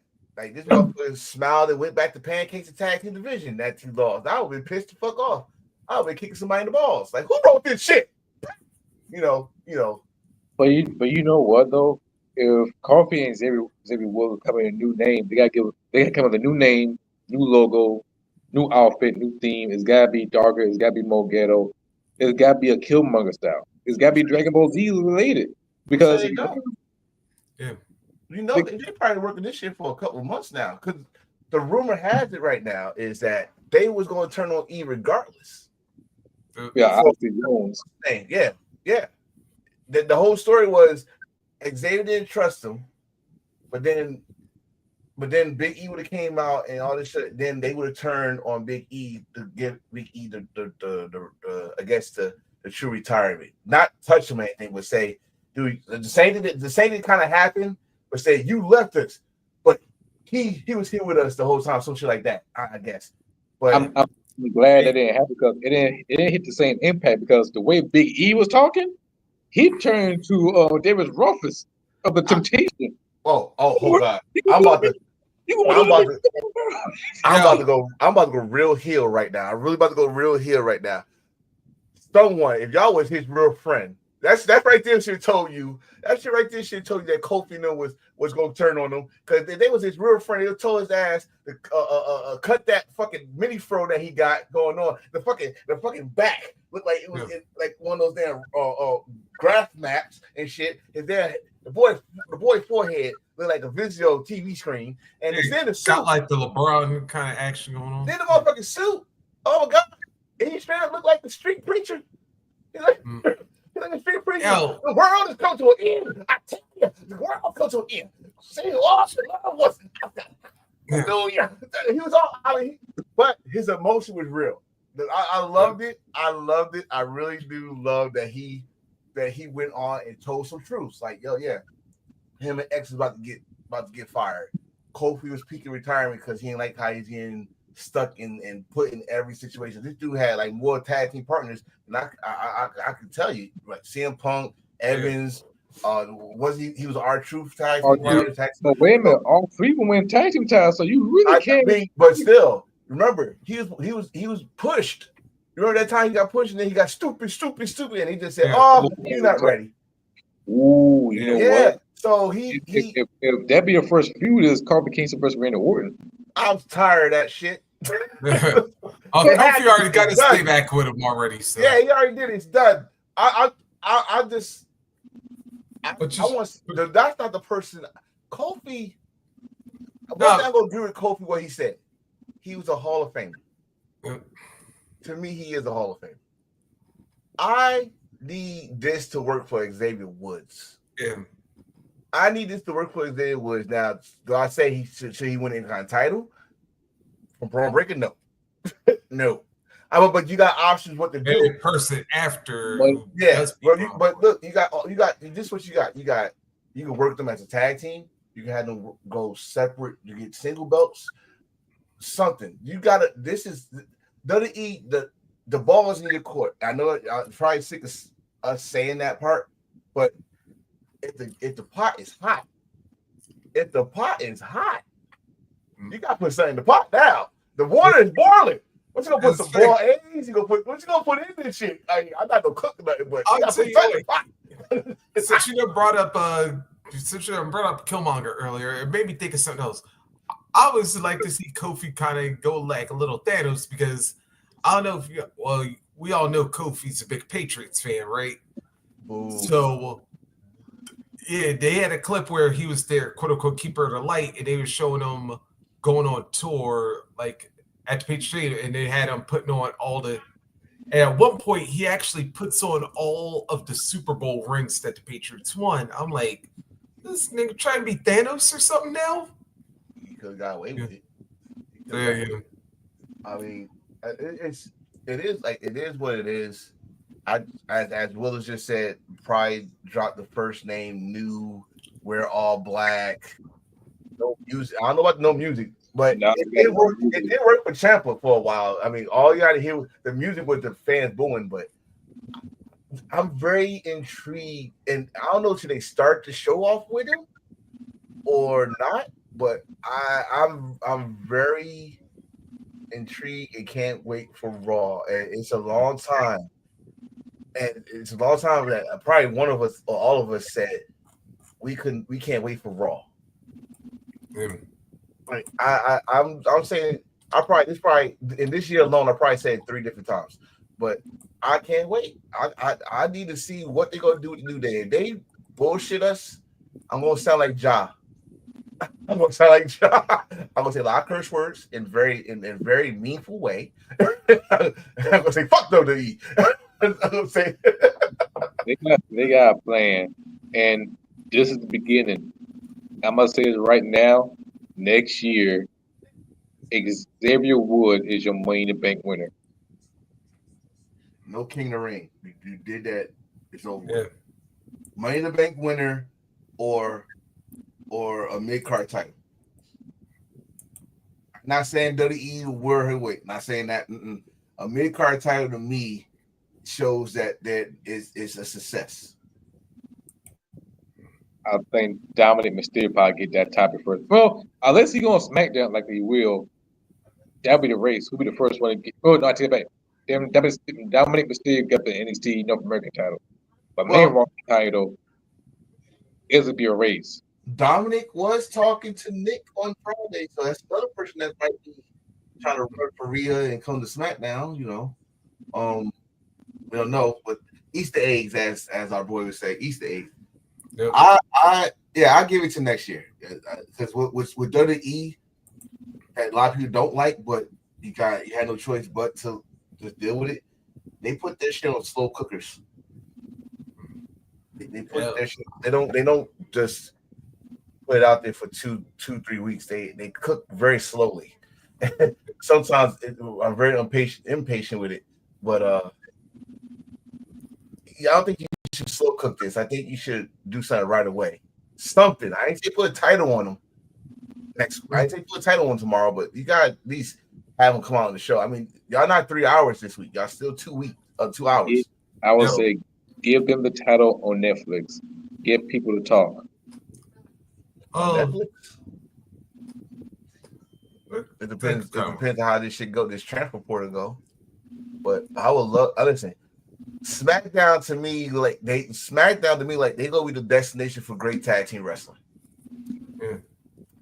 DIY machine guns. You bring the Usos come back together all of a sudden. You think nobody don't think that's a coincidence thing? Nobody don't. I think it's just a bloodline thing. No, the tag team wrestling is about to get better on SmackDown. Yeah, Jimmy Cole need to be fixed though. Well, yeah, Jimmy and his broken toe. Yeah, they gonna be faced because you still got God on the other side of that equation. I am with Tonga Low is also hurt though. Now, my question is, are they gonna bring the Good Brothers back up? Because we need a come on. I just need one skit back there with all four of my boys together. If they wait a minute, we haven't heard from AJ Styles for a while. Uncle Allen, and have Finn come over because he saw Gunther come over and they just do a little skit. Come on. Yeah. I mean, Cody, you cannot join. Cody, no. You know what's crazy? With a transfer portal, how crazy it would have been if we see AJ Styles and the Good Brothers meet up with Finn. Yeah, and Tama. Oh no! How about this? See, because I'm keeping my eye on Finn too, because all of a sudden Finn doing that Prince Devitt shit. If y'all fans of New Japan, you probably know what I'm talking about with what he doing within his Judgment Day. He don't like what's going on. Remember, Bullet Club never had no females except for Doc Gallows' wife. And Peter, but Peter was just there for show. Yep. Hi, Peter. Oh, but well, you gonna talk to me? No, I just say hi because I know who her boyfriend is. But you ain't a forcer. You can use his hand. He's bad luck Fale. So shit. You in? I'm trying. Look, no, I am the manager. You're not doing a good job because yeah, I'm about to say, you know what? Yeah, I got to side with the force on this one because I don't care how old Slim New Japan go. When they get into angry grandpa mode, I is not fucking with them. No, we're not doing this. Especially Suzuki. All the time in the gym and working now, you can't use them. Cool. That's cool. So he has too. He's not big Fale no more. He's a slim. He's not big back. He's not big back no more. Yeah, I see that. I mean, yeah, like I said, I'm just saying though. WWE gotta. I mean, it's Saturday main event. How about doing Saturday main event? It's a neutral site. And everybody just do a skit. But with Finn, I'm seeing Finn probably change the Judgment Day a little bit. Probably bring some good brothers into the fold and kick Dominic and Liv and Raquel out of this if they want to be hubby. And that means Carlito might as well go with them because he got a crush on Raquel and stuff. So get them out of there. I mean, it's I'm just fancy booking right now because it's not happening. Yeah. It's not happening, but anyway, it could, but it's not. Yeah, but anyway, speaking of tag team wrestling, there you go. Oh, man, I am upset because my boy Sonata and Gab Kid did not win, but I understand why it's important for Tatsuya Naito and Himuro Takahashi because I think it meant for them more. Because I believe Naito, he won the tag team league before, hasn't he? No. Oh, okay, this is the first time. Okay, the first time ever. Yeah. I still I'm like you. I'm mad that they lost, but Gabriel Kidd he got big fish to fry on the 4th and the 5th. He possibly might be defending his open weight. Strong title, maybe. Which would be the first time that title be defended in the Dome, and then he got King Omega. Now Sonata, I like you, kid, I do. And now you cold blooded, not cold skull, cold blooded. But you got a date with Taichi, so yeah, you're not gonna win. But I don't like the execution because now you're gonna say, oh, if they would set their game plan and you let. You took because Gabriel Kidd told him to do the moonsault. No, that's not it. That's not. What I just said is the reason why they lost. And then the tag team titles is in shambles because y'all favorite Honore got hurt, and they got stripped the title from them. Who favorite? Y'all defend that motherfucker. It's some things I say I was wrong about, but he's like I'm like Stephen A. Smith, and he's like the Dallas Cowboys. Just wait and be patient. And he gets the accident will happen. An accident will happen, and he gets hurt, which caused them to they possibly get stripped of tag team titles because Great Khan did not come up with the tag team title, which now means possibly Naito and Homore will go against the Young Bucks Wrestling Dynasty for the vacant tag team titles. Yeah. Oh shit! And ironically enough, and that's why we got the dream match that we supposed to got 4 years ago. Honore against Naito singles match at Wrestle Kingdom. Hiromu. Actually, yeah. Hiromu. Yeah, because there we go. Hiromu, not Honore. What? I just like saying because he failed. He failed. You were so happy, ain't you? But you know what? I should have had a Honore hat, but he don't wear a hat, so I can't do the whole Stephen A. Smith thing. But I do got a cowboy hat in here somewhere. But that's all right. But no pun. But you know what though? This is very important for Hiromu Takahashi because this is the first time ever he's moving up the heavyweight class. He's a little pudgy. So now, if he wins this IWGP World Tag Team Championship, now the door is open for him because I can possibly see him going after the heavyweight title. Do I say he's a heavyweight championship material? Yes. Now, when? I don't know.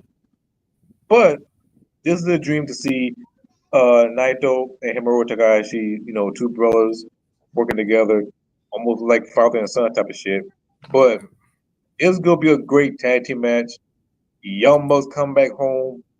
I want to see how they going to do their thing. I know they're going to kill it like they always do. And Kenny Omega, they there. But New Japan World Tag League as a whole was very, very interesting. It was very great. It's not the same as the World Tag League Junior or Junior Tag Team Division, but both tournaments coming out swinging, and it really made Wrestle Kingdom and Wrestle Dynasty look more important than ever. And we got two best shows. Like back in the day, Wrestle Kingdom had two shows back to back, but now we get both shows, two separate nights for two different companies. And I'm looking at Gabe Kidd, that press conference. What he said about New Japan, about wrestlers to show for a job and not show it for the passion and have AEW comes in and piss at New Japan, that's passion. That doesn't sound like Bullet Club Gabe Kidd. That sounds like New Japan Pro Wrestling Gabe Kidd. And way you say it. It's so it is Bullet Club to me, but it's Bullet Club it's Bullet Club saying that how Bullet Club used to say, no one runs New Japan but us. And with him, the reason why he's very passionate about it, you gotta remember he's not not just the young lion. He was a pro for Rev Pro and all in London, but he lost his confidence. It was New Japan that brought his confidence out. The fans loved him. Now him going to Bullet Club to me really ain't no surprise because he's a beast, but his attitude changed a little bit. And I like it. So, but Gabe Kidd, like, he means that shit. Like, he's sick of people using New Japan as a stepping stone. You be here for a couple of years, your asses leave for the big money, and you forget where you started, where you come from. He's sick of that shit. He going, and I love that he went to Kenny Omega because you left at the height of your career. Just like how I was pissed off at Kyle Fletcher. Yeah. You was at the height of the tag team division. Not just the heavyweight, but the open weight, the strong tag team. And you had the fans in the palm of your hand. You bust your head open for these people, and you left. But not for big money. You left for big booty. But Yeah. We let you pass. Wonderful. We let you pass. As I told him in front of her, I told him, okay, I don't care. Sky booty. I mean, you. But that's Shout what out he's. there, Sean. But that's what he's saying. Like, yo, y'all. Zack Sabre Jr. Everybody thinks Zack Sabre Jr. was gonna leave once he got the belt. He said no. No, in fact, y'all forgot Zack Sabre Jr. said no to WWE at the Cruiserweight Classic when that man lost weight to the point that he looked like he was starving for life. He said no, came back and had the best career in New Japan. Period. Jeff Cobb said no to not just AEW but WWE. Have one of the best runs. So he got that right to say that shit, but he's saying that shit knowing that it's still a work relationship with AEW and Ring of Honor. So what he's doing is he's calling out. He said, "I want to face your best, but in my ring, and you're gonna get your best. Your best is Kenny Omega. Yeah, but is he the best? Because he just coming back from that Colitis. Yeah, is he 100%? Is it the best bout machine that we're gonna get, or a shell of himself? I can't wait. And speaking of which, in fact, for the benefit of those who don't know the current card for our Wrestle Kingdom, like fly through this one real quick. Of course, we got ZSJ and Shooter for the IWGP World Title. Yeah, we have David Finlay taking on Yota Tsuji for the IWGP Global Championship. We have Doki and El Desperado battle for the IWGP Junior Heavyweight title. Come on, Dookie. Yep. I have Shingo Takagi versus Konosuke Takeshita. Now, all right, this match for now is for the never openweight title. However, if Takeshita remains the AEW International title champion, then it's going to be title versus title in the match. Just want to keep that up. Wait, that's not for Wrestle Dynasty. That's for Wrestle Kingdom. Yeah, it's for Wrestle Kingdom. Yeah. Oh yeah. wow. Yeah. This man about to be a champion or wrestle for 3 different companies. Yep. Holy shit. Go ahead, catch it. Yep, there we go. We have Mai Iwatani defending the IWGP Women's title against Azumi. AZM. Oh, okay. I forget. Sometimes I do call it by full name. But Ren Narita defends the TV title in a 3-way against Jeff Cobb and Ryo Oiwa. Yeah. If they give that belt to Ryo Oiwa, it's gonna be a golden night for TMDK. And speaking of which, let's see, Junior Heavyweight Tag Team titles on the line. The Intergalactic Jet Setters, there'd be Kushida and Kevin Knight. Yeah, they're gonna defend in a 4-way match against Catch 22, of course, TJP and Akira, one of the former champions in this one. Another former championship team in Drilla Maloney and Clark Connors at Bullet Club War Dogs, and Robbie Eagles and Koisei Fujita. And by the way, yes, this is their actual name, and I'm saying this with the sweet. The Ichiban Sweet Boys. Yeah. That is definitely their name. So if you're a huge fan of New Japan, you all know almost before in the history of Wrestle Kingdom, the 4-way junior tag team matches always start Wrestle Kingdom. So y'all should know this is going to start Wrestle Kingdom. I think they're gonna have more matches. Of course, they're gonna have the King of Pro Wrestling Battle Royal. Yeah, probably pretty sure. It's going to be Tanahashi versus Evil in a lumberjack match. With stipulation. Oh shit! Yeah. Oh wait! Stop right there. That match fucking had me dying. I have never seen Tanahashi swear, curse so much. Evil. He lived by his fucking name. He made Tanahashi so fucking upset. It was glorious. It was stupendous. It was other words I don't fucking want to say right now. I feel some type of emotion. I'm like, yes, get mad. When they say that, they cursing people, but they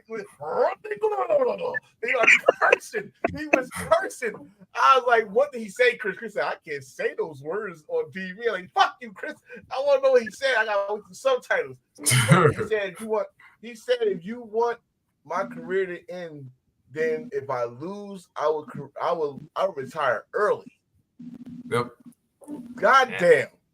That Evil did the job. I'm sorry. All this time he was pissing them off. All this time he was saying all this stuff. And you got Tanahashi, who's the golden goose, who's the goody. Oh shit. I know he said some curse words. I know. And boy, he was pissed. Yeah, I was about to say, Ace still curse often, but what he do? Yeah, somebody had to really have said something to like get under. Oh, you, Evil, you are the man. Evil, you are the man. I don't win or lose. Evil should get a push at somebody's belt next year. I don't care what it is. Lumberjack match. I don't think we've been seeing a lumberjack match in New Japan Pro Wrestling history. No, you have. You have. Suzuki against Goto for the WWE title for Dominion. That was a lumberjack match. But this is gonna be different because you got House of Torture.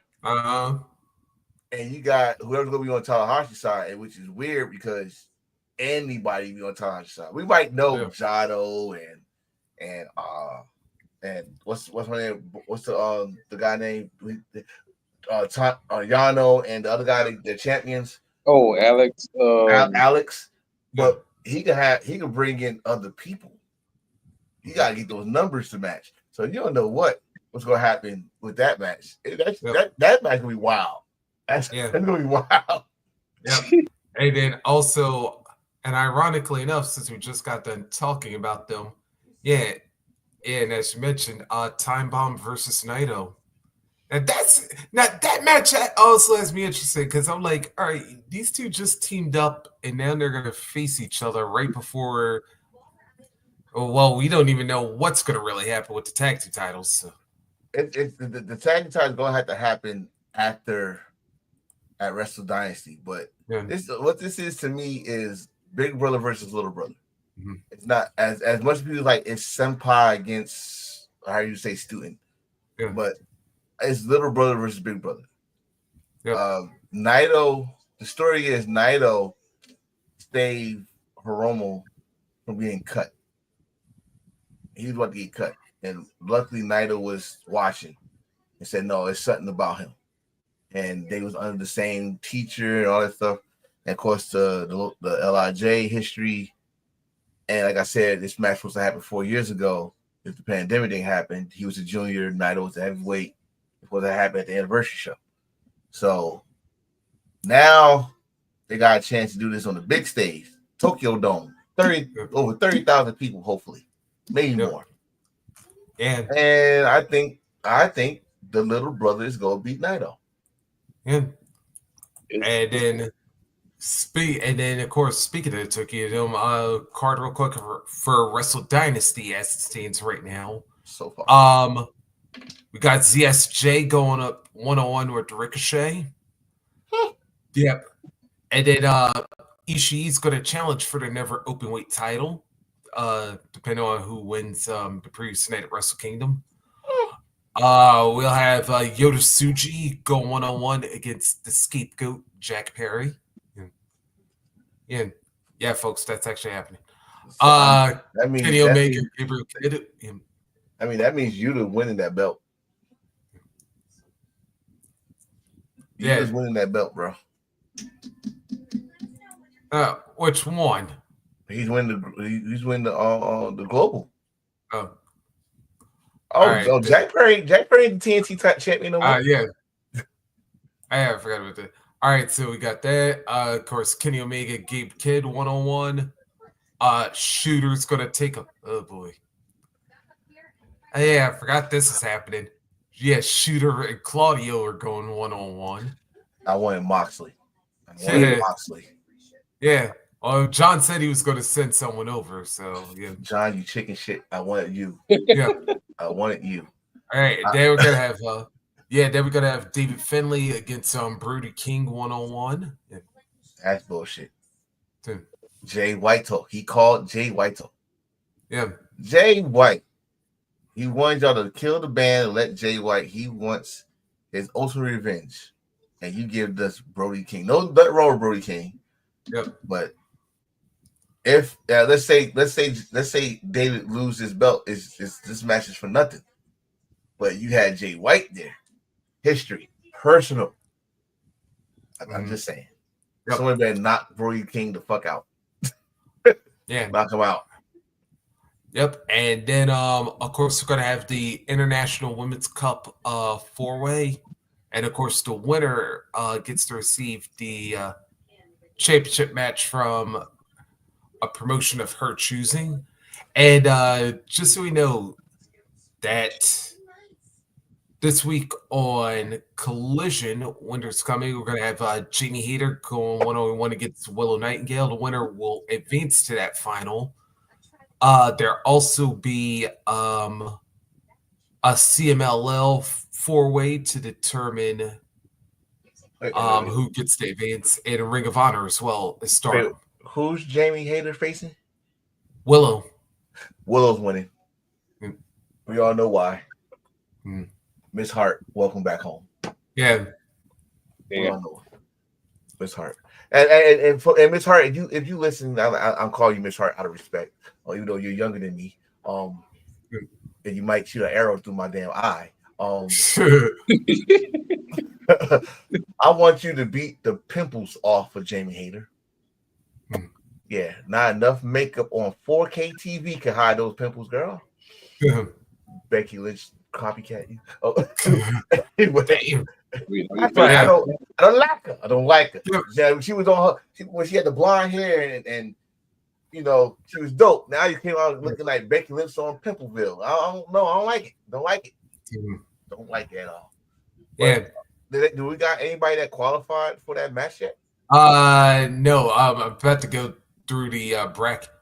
About to go through at least the CMLL and ROH brackets for you right now. ROH already did it. Oh, they wait. Oh, no. They wait for Final Battle. Okay. Yeah, of course, that's going to be Athena, Billy Starks, Legit Layla Hirsch, and Rev Velvet. When is Final Battle? Not this Friday. It should be next Friday, I believe. But let me see. Final Battle is December 20th. So, a lot of things happen December 20th. Yeah. Awesome. It was supposed to be something else I wanted to talk. Oh. I know we don't have you probably if you type it in, the card is not set yet. Yeah. But I know 2 matches that are set for New Year Day or New Year Noah. Yep. As you find out during the tournament, Keno came into New Japan ring and called out his wrestle love. I swear to God, that's what they said. Wrestle love or his heart, Kenta. And he finally answered. All this time, we was wondering who the fuck Kenta talking to. Like, you know those promos he was talking about, like, where you been? I do all that shit. Well, he was talking to Keno. And Keno finally, he even said it. You actually came all the way to this countryside, these country folks. And Keno said, not to be rude, but you need to face me. I'm not the same guy you faced a long time ago. Come back home and face me at New Year's. So Keno versus Kenta, and of course, this new version of Nakamura, the U.S. champ, that I said on here, and I said many times, if WWE would have had Nakamura lose that belt against LA Knight, this was waste. But no, it's not. This man, and I'm gonna tell you right now, you wanna know why this happened? was it this year or was it last year? It was last year he faced Kinemura, right? And he kissed the mist out of the Great Muda mouth and he spit it right back at him. The Muda's demon juice, that's why I said it, demon juice is flowing through Nakamura right now. I'm not gonna say no D to all that because that sounds so freaky. Oh, but his demon juices. With that being said, oh my God, that's well deserved. It's well deserved. But yeah, you look at Nakamura real clear. This dude got his hair over his face. He got some damn demon shit going on here. We can't say demon Nakamura because New Japan goes cease and desist WWE. But it's close. It's close. And now this motherfucker spitting out miss and shit. So I was about to say, I was glad. Yeah, I'm almost glad you never said that at any point during Finn's career, but that's no story, no time. Well, I don't think Finn ever spit missed out.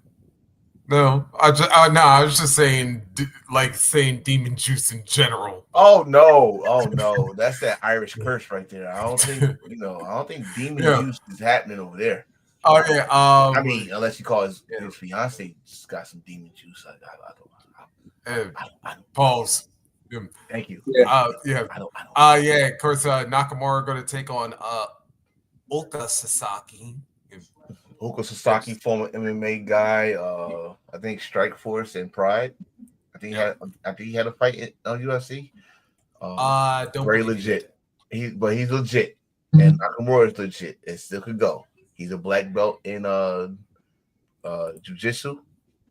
So this is gonna be a different kind of match than he had against Great Muta. That's for sure. Yeah.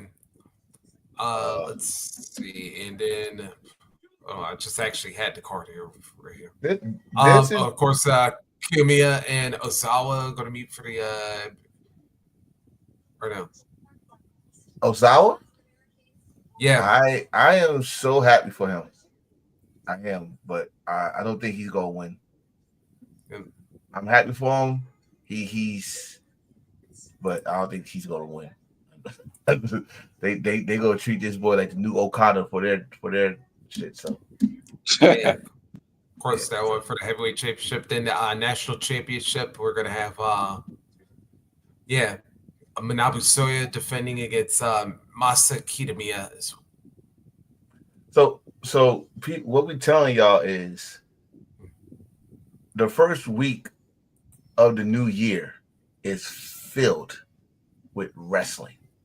Yep. If you're a wrestling fan, casual, purist, or company, you need to enjoy this week. You got from the first, skip 2 days. You got the 4th, you got the 5th, you got the debut of Dirty E on Netflix. Then you got that Wednesday. Don't know what the AEW gonna do, but you know it's gonna be good. Yep. I'm sorry, I kind of skipped NXT, but NXT New Year's Eve, Evil. Yep. SmackDown, Collision.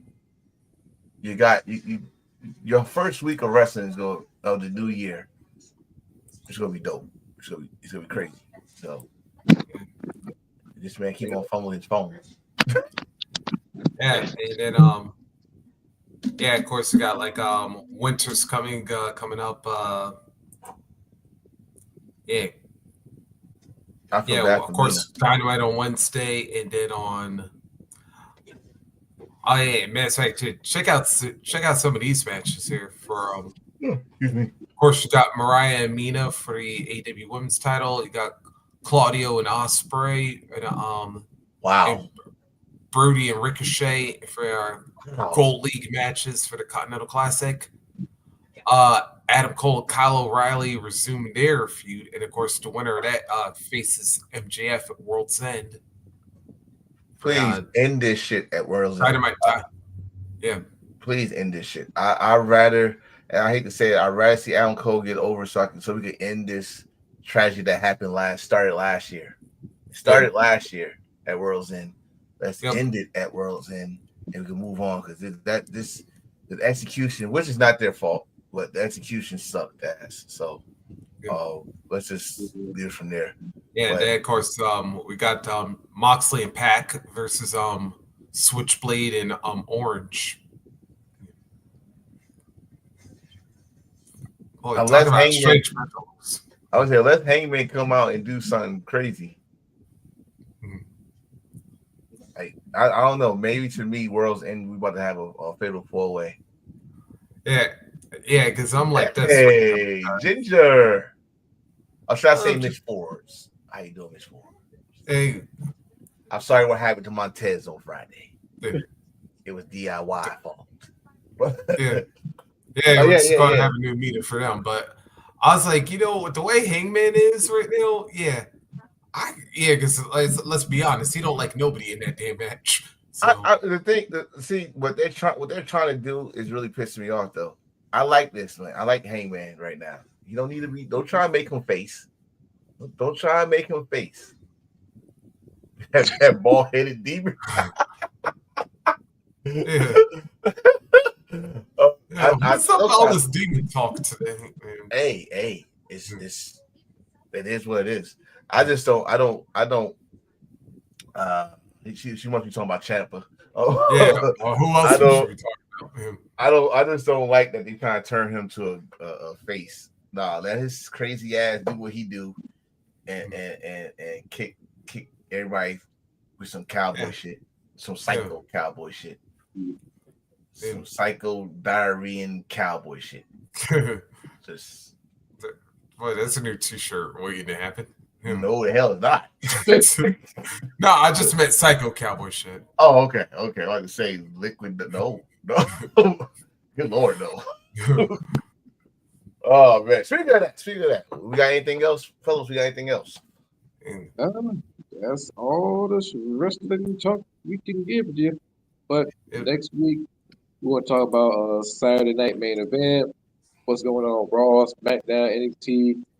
Try to get back with DDT Pro Wrestling and Noah. We're definitely gonna have some dope topic we're gonna talk about. And matter of fact, I got one.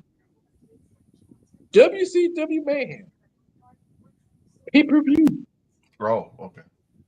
Let's see the video game.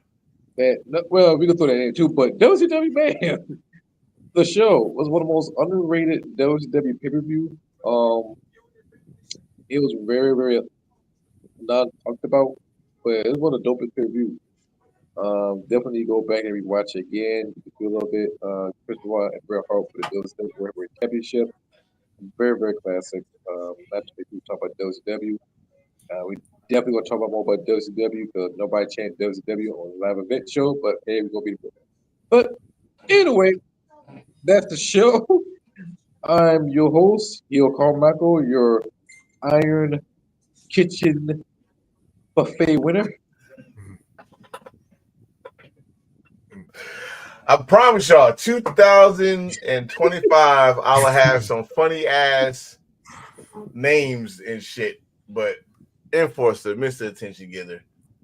And last but not least, I am Oba, him, me. And time never runs out for me. And I will be your next NXT champion.